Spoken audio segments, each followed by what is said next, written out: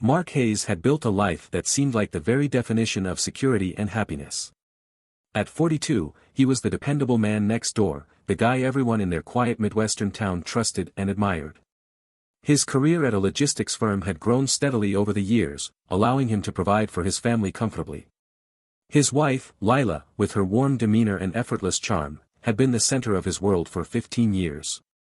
Together, they were raising two incredible kids, Emma and Dylan, whose laughter and boundless energy filled their home with a sense of vitality and joy. Their house, nestled at the end of a tree-lined street, was an extension of their lives, well-kept, practical, and welcoming. The children's soccer cleats were always by the door, waiting for the next game, while Emma's art supplies were scattered across the dining table, a testament to her relentless creativity. Dylan's room was a shrine to his latest obsessions, with posters of soccer stars covering the walls and an ever-growing collection of Legos on his shelves. Mark was the kind of father who made it a point to be there for every milestone, big or small. He helped Dylan perfect his cartwheels in the backyard and spent countless evenings admiring Emma's newest watercolor paintings. His pride in his children was limitless, his love for them unconditional. They were his world, as was Lila, even when the grind of daily life occasionally pulled them apart. He and Lila had met during a 4th of July festival, introduced by mutual friends. She had been radiant, her laughter infectious, and Mark had been captivated by the way she seemed to light up the room. Their courtship had been swift, driven by an undeniable chemistry that neither of them could ignore. By their 3rd anniversary, they were married, carving out a life together that felt solid and full of promise. But lately, something had shifted. It was subtle at first, little things that didn't seem important on their own but added up to a growing sense of unease. Lila had always been the one to share every detail of her day with him, from mundane errands to gossip about the neighbors. Now, she seemed guarded, her conversations growing shorter, her phone glued to her hand. When Mark asked what was on her mind, she would wave it off with a dismissive smile, claiming she was just tired or busy. He wanted to believe her. After all, their lives had changed significantly over the years. Raising 2 children, managing careers, and maintaining a household wasn't easy. He chalked her distance up to the natural ebb and flow of a long marriage, convincing himself that it was just a phase. Still, there were moments he couldn't ignore. Like the times he caught her smiling at her phone, her expression soft and distant, as if she were somewhere far away. Or the way she avoided eye contact whenever his younger brother, John, came up in conversation. John had always been a fixture in their lives. 5 years younger than Mark, he was the family's golden boy, the life of every party. John's charisma had been a double-edged sword growing up, teachers adored him, friends gravitated toward him, and he seemed to glide through life with ease. Mark had often felt like the background character in John's story, the steady older brother who didn't command attention but was always there when needed. Despite their differences, Mark loved John. He appreciated his brother's knack for entertaining the kids and keeping family gatherings lively. But over the past year, John's presence in their lives had grown more frequent. He stopped by their house almost weekly, usually with a bottle of wine or a new story to share. While Dylan and Emma adored their fun-loving uncle, Mark had started to notice something that made him uneasy. It wasn't anything overt, just a feeling. A glance that lingered too long. A laugh that seemed too private. The way John and Lila shared an easy familiarity, as though they were co-conspirators in some inside joke Mark wasn't privy to. He told himself he was imagining things, paranoia brought on by stress and fatigue. Lila and John were close because they were family. There was no reason to think otherwise. But then came the morning that changed everything. Mark had left work early, hoping to surprise Lila with lunch. He was thinking about the new Italian restaurant that had opened downtown as he let himself into the house. The children were at school, and the quiet hum of the dishwasher was the only sound in the kitchen. He paused when he heard her voice from the living room. "I just don't know how much longer I can keep this up," she said, her voice low and intimate. Mark hesitated, his hand hovering over the doorknob. He wasn't the type to eavesdrop, but something in her tone stopped him.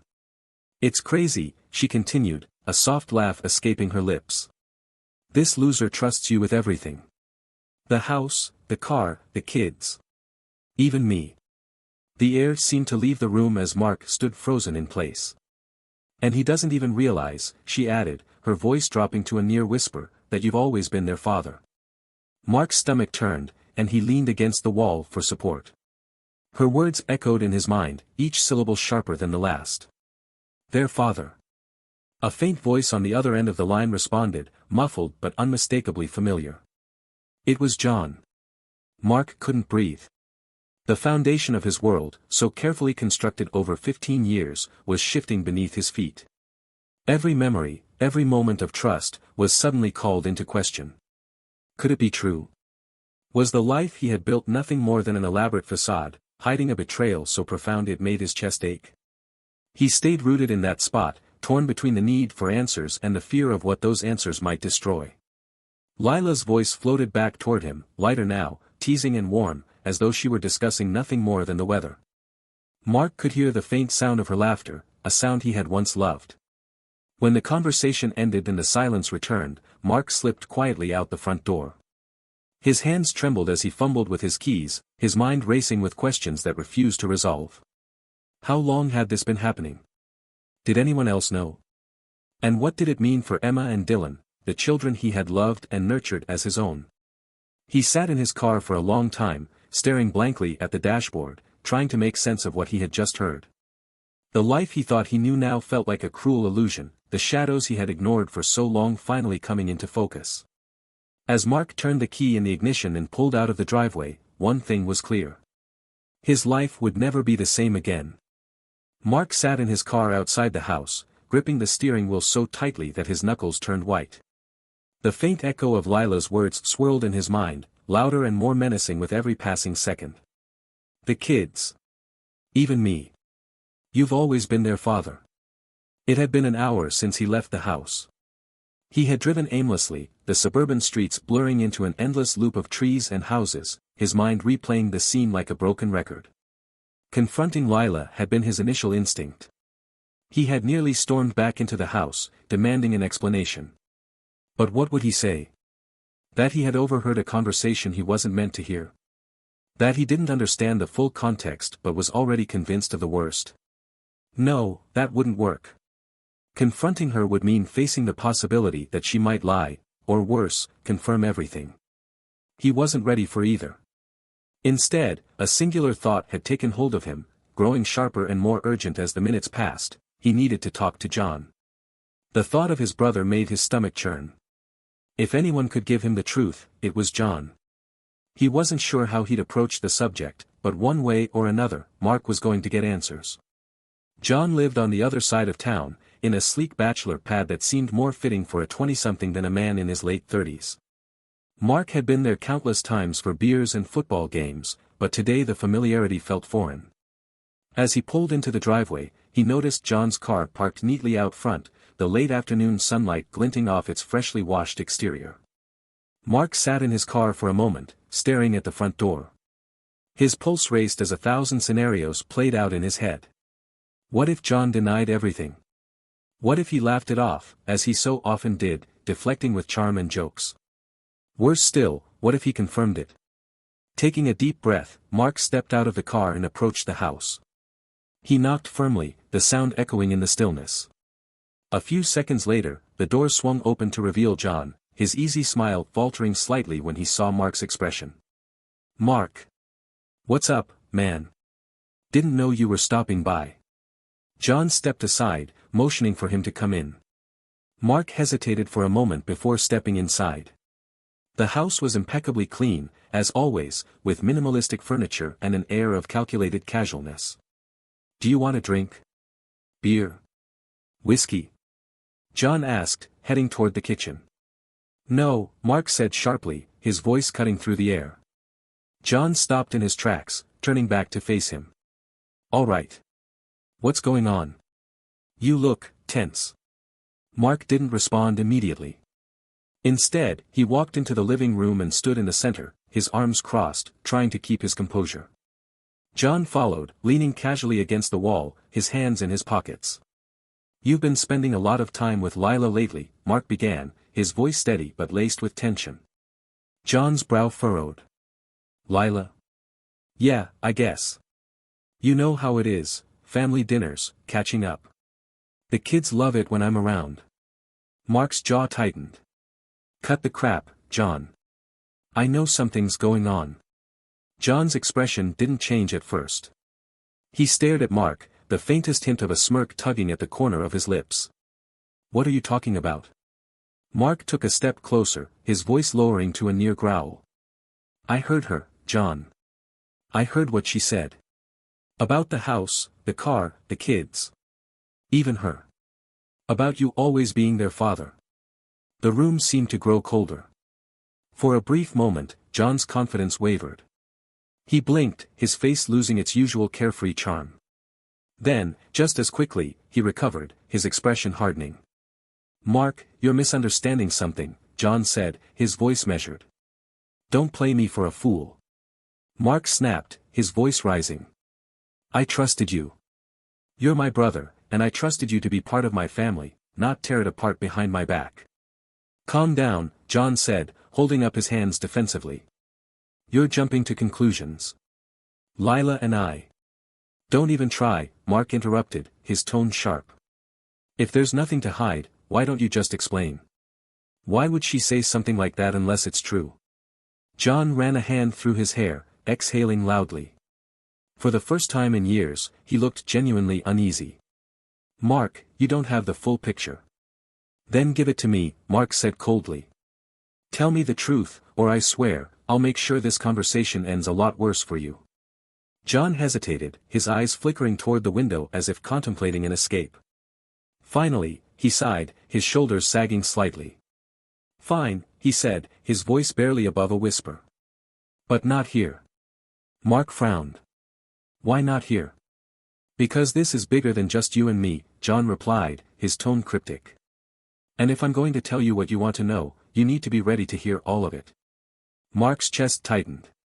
He wanted to press further, to demand answers right then and there, but something in John's voice stopped him. It wasn't just guilt or fear, it was something deeper, something that hinted at a truth more complicated than Mark could have anticipated. Tomorrow, John said firmly. Let's meet somewhere private, and I'll tell you everything. Mark stared at him, searching for any sign of deceit. Finally, he nodded, though his instinct screamed at him not to trust a word John said. Tomorrow, Mark repeated, his voice heavy with suspicion. As he left John's house and drove away, the weight of the unanswered questions pressed down on him. He wasn't sure if he could handle what was coming, but one thing was certain, he wasn't going to stop until he uncovered the truth. Mark barely slept that night. His mind replayed the events of the day in an endless loop, each detail gnawing at him. He couldn't decide which was worse, John's cryptic behavior or the possibility that his brother's evasiveness had confirmed his worst fears. By the time dawn broke, Mark had already showered and dressed, pacing the kitchen with a cup of coffee that had long gone cold. The kids were still asleep, their rooms dark and quiet. Lila had come down briefly but had barely acknowledged him before heading out for a morning jog. Her nonchalance only fueled his anxiety. How could she carry on so easily while his entire world felt like it was crumbling? By mid-morning, Mark received a text from John. Meet me at the park near the lake. Noon. Mark read the message several times, debating whether he should even show up. But the pull of answers was too strong to resist. He needed to know. The park was a sprawling stretch of green on the outskirts of town, a place where they both played as kids. Mark arrived early, parking in the lot and walking toward the lake. The air was crisp, the sunlight reflecting off the water in sharp glints. Families strolled along the paths, children laughing as they fed ducks near the shoreline. It all felt so normal, so incongruous with the turmoil brewing inside him. John arrived a few minutes later, his usual confident stride replaced with a more subdued demeanor. He wore a baseball cap low over his face and avoided Mark's gaze as he approached. Thanks for coming, John said, his voice low. Mark didn't respond. He crossed his arms and waited, his expression unreadable. John sighed, shoving his hands into his jacket pockets. I guess there's no easy way to say this, so I'll just tell you straight. Mark's chest tightened.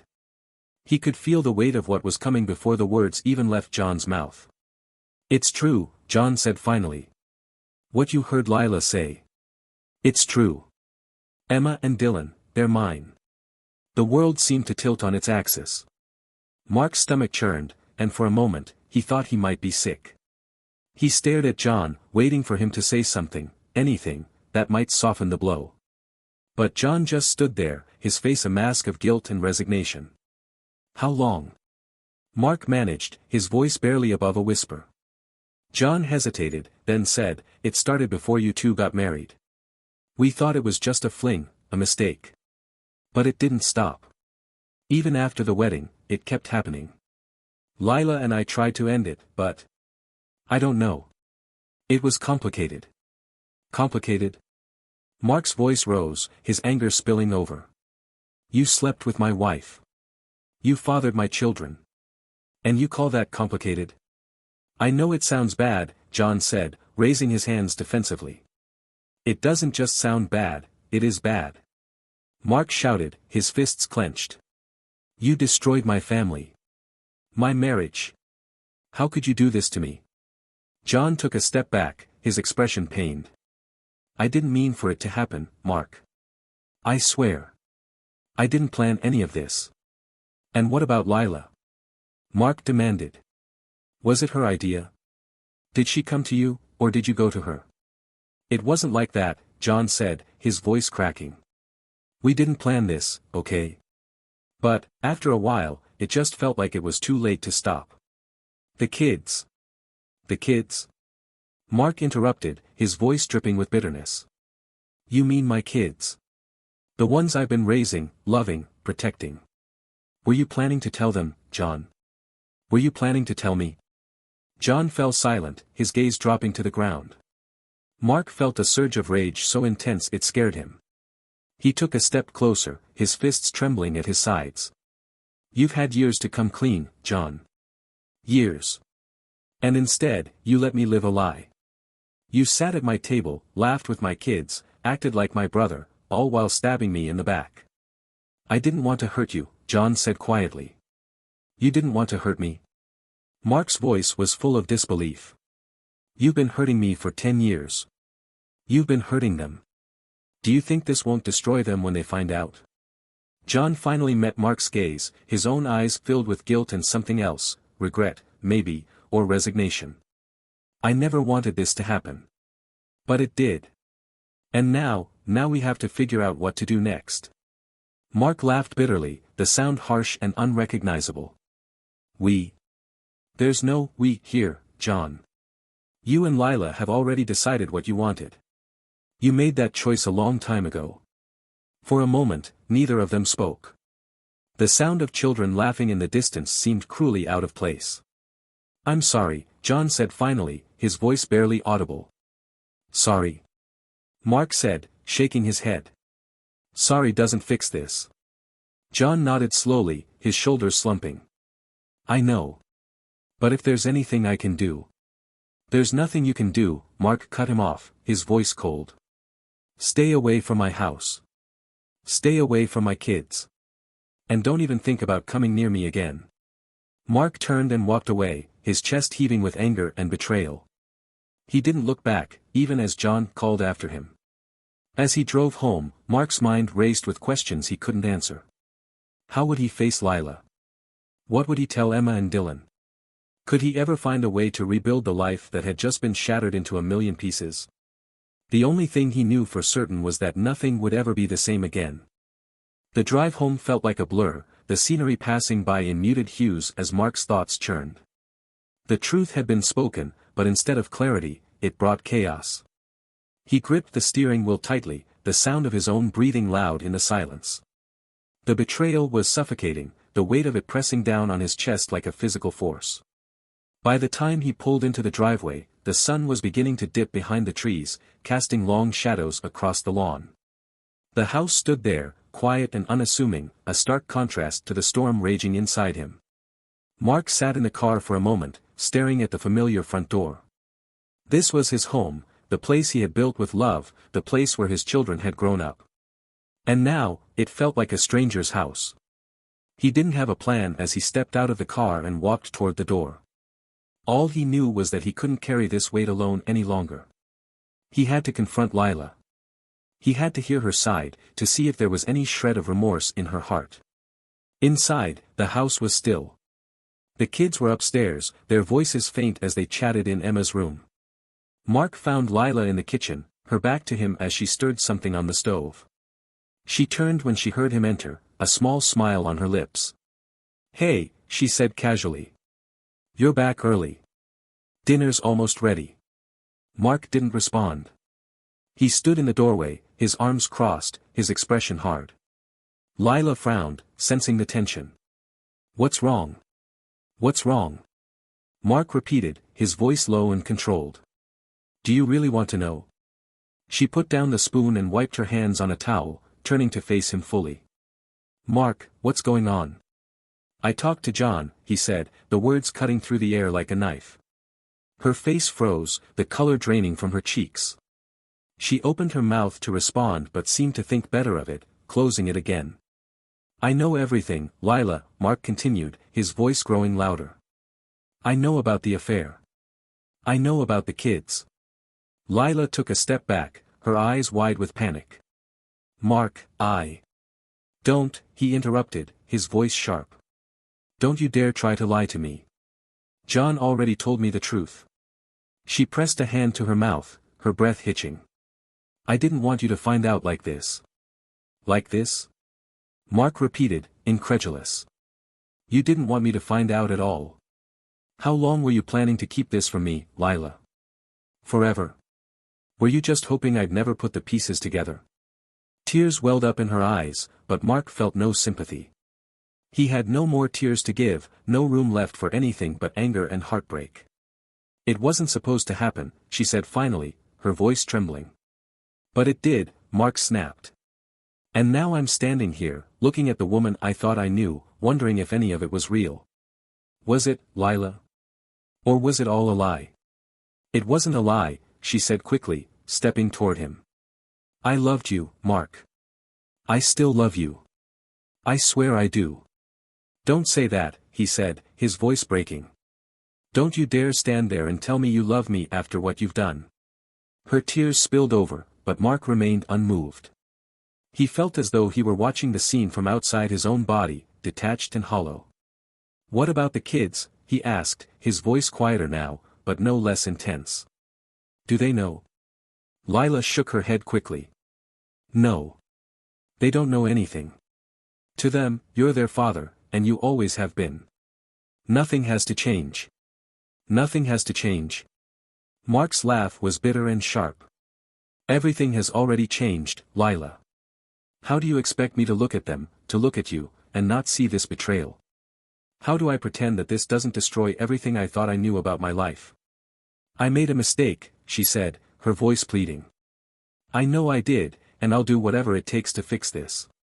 Please, Mark. Don't let this tear us apart." He stared at her, the weight of her words crashing over him like a tidal wave. "Fix this," he repeated, his voice soft but laced with disbelief. "There's no fixing this, Lila. You didn't just make a mistake, you made a choice. Over and over again, you chose to lie to me. To betray me. To build a life on a foundation of deceit." She stepped closer, reaching for his hand, but he pulled away. "Mark, please. I can't do this," he said, his voice breaking. "I can't look at you and not see him. I can't look at them and not wonder." His voice trailed off, and for a moment, the room was filled with nothing but the sound of Lila's quiet sobs. Finally, Mark turned and walked toward the stairs. He paused at the bottom step, his back to her. "I'm going to stay for the kids," he said, his voice hollow. "But as far as we're concerned, this is over. Don't expect me to forgive you. Don't expect anything." Lila collapsed into a chair, her face in her hands, as Mark climbed the stairs. Each step felt heavier than the last, the weight of his broken heart threatening to pull him under. When he reached the top, he stopped outside Emma's room. Her laughter drifted through the door, pure and innocent, oblivious to the storm raging just below. Mark leaned against the wall, closing his eyes as a single tear slipped down his cheek. He had always prided himself on being a man who could handle anything life threw at him. But this? This felt impossible. Mark leaned against the wall outside Emma's room, his body heavy with exhaustion. The muffled sound of her laughter drifted through the door, sweet and untainted by the storm raging in his chest. He closed his eyes, trying to steady his breathing. How could something so innocent and pure exist alongside the darkness he now carried? The conversation with Lila downstairs had left him drained. Her tearful pleas, her promises to fix what was broken, felt hollow in the face of the truth. She'd lied. Over and over again. And John, his own brother, his flesh and blood, had betrayed him in the most unimaginable way. But the worst part was the doubt. Every time he looked at Emma's inquisitive eyes or Dylan's infectious grin, he felt the gnawing question clawing at him. Were they his? Or had the life he'd built been a cruel illusion, stolen by the very people he trusted most? He couldn't live like this. He needed answers. That night, after Lila retreated to the guest room she'd claimed for herself, Mark sat at the kitchen table, staring at his phone. The internet was a blur as he searched for clinics offering paternity tests. His decision was already made, and when he scheduled the appointment for the following morning, he felt a grim sense of resolve. Lila must have noticed the shift in him. She watched from a distance the next day as Mark drove Emma and Dylan to school before heading to the clinic. He didn't offer her an explanation, and she didn't ask. The silence between them had become a chasm, too wide to cross. Mark handed over the DNA samples with a trembling hand, providing his and the children's without hesitation. The technician assured him that the results would be processed quickly, but every day of waiting felt like an eternity. When the results finally arrived, Mark found himself sitting alone in a sterile clinic room, the envelope resting heavily on the table before him. "Take your time," said Amanda, his lawyer, seated across from him. Her calm, professional demeanor was a lifeline, grounding him in the moment. Mark reached for the envelope, his fingers trembling as he tore it open. The words on the page swam before his eyes, but one line burned into his mind: probability of paternity, 0%. A sharp exhale escaped his lips as he leaned back in the chair, the weight of the confirmation crashing down on him. Emma and Dylan, the children he had loved, raised, and fought for, weren't his. The faint hope he had clung to was gone, replaced by a hollow ache that felt impossible to fill. Amanda's voice broke through his daze. "This is hard, Mark. But it gives us a stronger case. Your brother can, and will, be held accountable for his actions." Accountable. The word rang empty. How could any court decision, any financial restitution, repair the years of deception? Yet Mark nodded. It wasn't just about him, it was about Emma and Dylan. If John had stolen their innocence with his lies, he wouldn't be allowed to escape the consequences. The court hearing that followed was a surreal experience. Mark sat in stoic silence as Amanda laid out the evidence, the paternity test results, the timeline of the affair, and the financial obligations John had evaded for years. John's lawyer argued for leniency, claiming his client never intended to shirk responsibility. But the judge was firm. John was ordered to pay substantial child support for both Emma and Dylan. Lila, too, faced consequences. The prenuptial agreement she had signed before their marriage stripped her of any claim to the house. She had 30 days to leave the property.